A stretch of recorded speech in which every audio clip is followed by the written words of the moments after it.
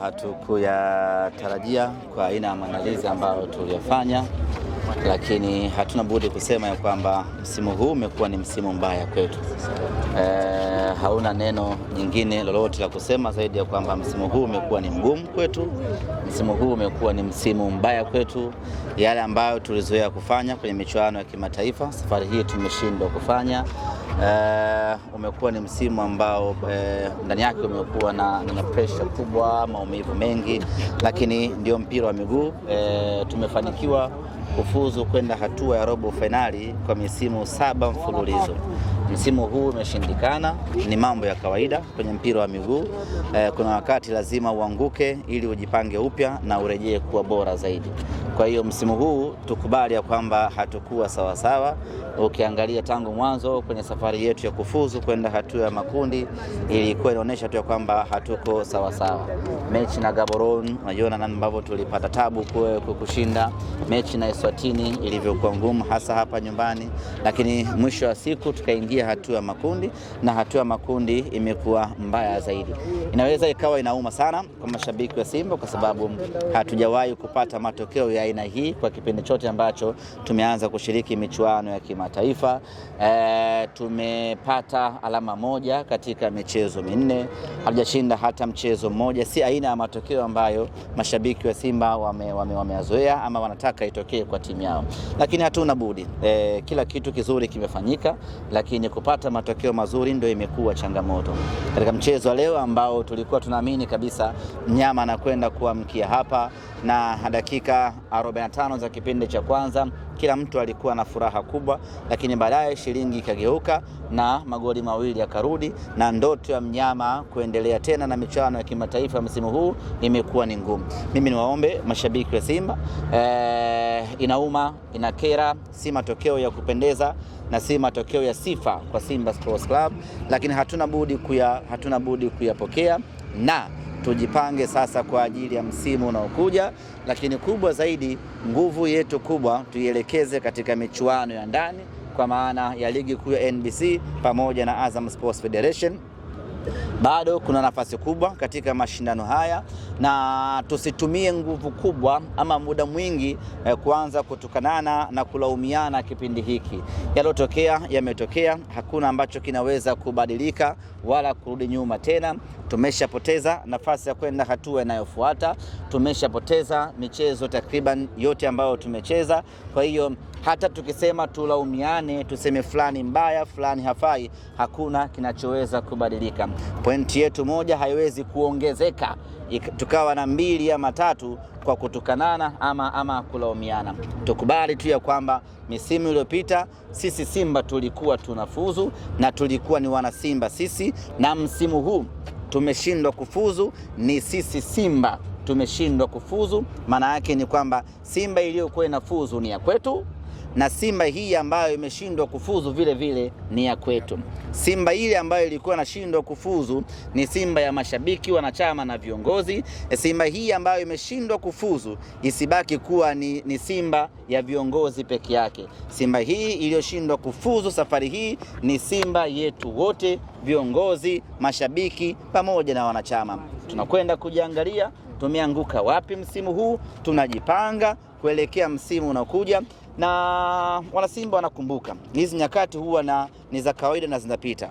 Kuna msimu tulicheza robo finali ya CAF, msimu uliokuja tulishindwa hata kufuzu kwenda hatua ya makundi, tukatolewa na UD Songo, lakini tukarejea, tukajipanga, na baada hapo ikabaki kuwa historia. Kwa hiyo msimu huu tumeshindwa kwenda robo finali, tutulie wana Simba, tujipange. Msimu ujao twende tukapigania nafasi yetu. Kwanza tuhakikishe tunapigania nafasi ya kushiriki michuano ya kimataifa mwakani, hilo ni jambo la kwanza. Lakini la pili, bado tuna nafasi kubwa kwenye ligi ya ndani, kwa maana mashindano ambayo yamebakia mkononi mwetu hivi sasa. Kwako binafsi unadhani nini kimekosekana hii leo, kwa sababu ulikuwa pia umekwisha sema kwamba mwangaza umeanza kuonekana? Sababu naweza nisijue, lakini niseme tu kwamba haikuwa riziki. Kipindi cha kwanza tulikuwa bora, tukafanya kila kinachowezekana tukapata matokeo mazuri, ghafla shilingi ikageuka. Kuna wakati unaweza kushindwa kuelezea kwa nini imekuwa vile, lakini niseme tu kwamba msimu huu in general umekuwa ni msimu mgumu na umekuwa ni msimu mbaya kweli kweli kwetu wana Simba. Hii inaleta taswira gani ukiangalia mwaka jana mlifika finali shirikisho na mlikuwa mkiishia robo finali, kwa ukubwa mlikuwa nao mnaishia hatua ya makundi mwaka huu? Ni taswira gani inaleta? Ni kwenda kujipanga. Si taswira nzuri kwa klabu kubwa aina ya Simba, hata kama tusingecheza finali msimu uliopita, lakini kwa ukubwa ambao tumejiwekea na standard ambayo tunayo, ni timu ambayo tunapaswa kufanya vizuri kila msimu, na bahati nzuri ni kwamba tayari watu wetu wameshazoea hayo maisha. Kinachowatesa mashabiki wa Simba hii leo sio kushindwa kufuzu ama kitu gani, kinachowatesa ni mazoea. Tumeshazoea mechi kama hii, Mwarabu anakaa atake asitake na mnyama anakwenda robo finali. Hayo maisha msimu huu hayapo. Tumeshindwa kumfunga kila ambaye amekuja mbele yetu, hasa tunapokuwa katika uwanja Benjamin Mkapa. Sasa hayo tunakubaliana nayo ya kwamba msimu huu mambo yamekuwa mabaya. Tunakwenda kujipanga kwa ajili ya msimu unaokuja. Kwako haikunyong'onyeshi? Haininyong'onyeshi kwa sababu ninafahamu huu ndio mpira wa miguu. Wakati tunafuzu nilikuwa ndani ya Simba, tukafuzu ama tumefuzu miaka 4 mfululizo nikiwa Simba Sports Club. Hii leo tumeshindwa kufuzu, haiwezi kuninyong'onyesha sababu mwisho siku mpaji ni Mungu. Ametupa robo finali 4, safari hii hajatupa robo finali 4. Hatuwezi kuanza kusononeka na kusikitika kwa sababu wakati sisi tunafuzu kuna watu walikuwa hawafuzu, wakati sisi tunacheka kuna watu walikuwa wanalia. Kwa hiyo ni wakati wetu kulia na wengine wanacheka. Tunajipanga mwakani tukacheke tukiwa na Simba Sports Club. Amen. Wewe uko Simba kwa miaka 4 sasa hivi na Simba ilikuwa ikifuzu kwenda hatua robo finali. Faili yake ni robo finali kiasi kwamba kitatoa matokeo mwaka robo. Ilikuwa ni ukiingia makundi tu Simba kulikuwa robo finali kitu cha kawaida. Sasa hivi kuna watu mashabiki wengi wanalalamika kitu kiko ndani sawa au vipi? Kuna nini ambacho kinaendelea Simba Sports Club pekee sio kutoa shughuli na watu kuelekea timu? Kwanza lazima ieleweke, timu ikifanya vibaya haimaanishi kuna shida ya uongozi. Hiyo lazima mentality mashabiki waiondoe kwamba kuna wakati unazidiwa tu, kuna wakati unafungwa tu kutokana na ubora wa mpinzani ama namna ambavyo wapinzani wamekuja kwa msimu husika, ama pengine namna ambavyo timu yenu haiko sawa katika msimu husika.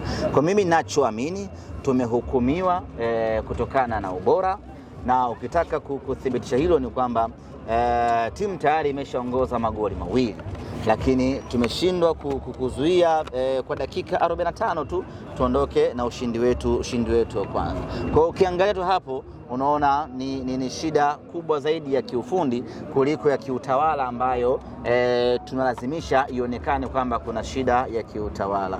Yote kwa yote ni kwamba mimi ninachoamini ni kwamba tumepoteza nafasi yetu msimu huu ya kwenda hatua inayofuata kwa sababu ya kuzidiwa na wapinzani wetu, kwa sababu za mpira wa miguu. Haya ni mapito ambayo kila timu inayapitia ili kujipanga kuelekea msimu unaokuja.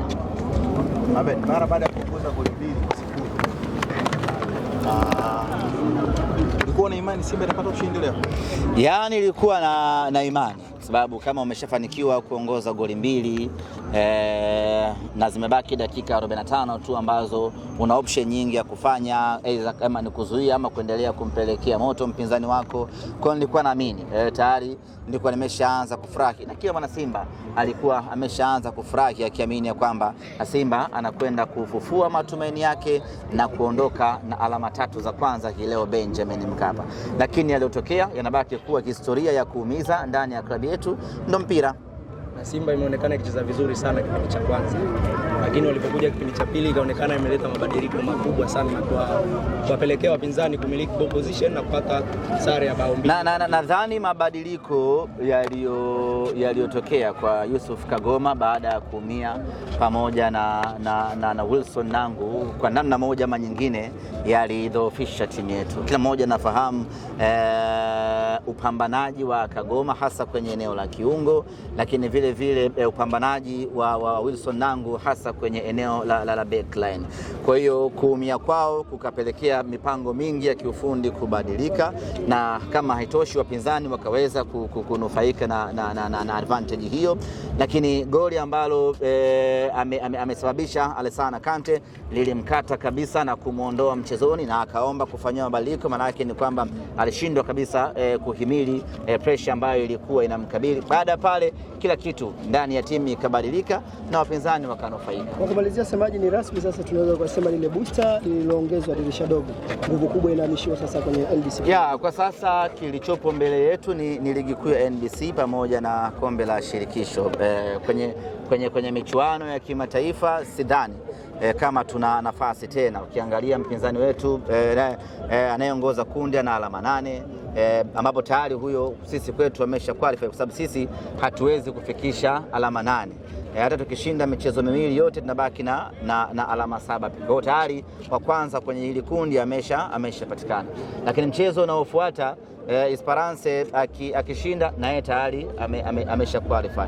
Kwa hiyo kwa lugha nyepesi tu ambayo unaweza usipende ni kwamba sisi msimu wetu kwenye michuano ya rasmi umetamatika hapa, na kinachobaki ni kupambana, aidha tusimalize kinyonge, tusimalize kidhalili, tupate walau pointi kadhaa katika michezo miwili ambayo imebaki, lakini nguvu kubwa kabisa tuielekeze kwenye ligi kuu ya NBC. Na rai yangu kwa mashabiki wa Simba, huu sio muda wa kwanza kutukanana, sio muda wa kwanza kufarakana wala kuvurugana.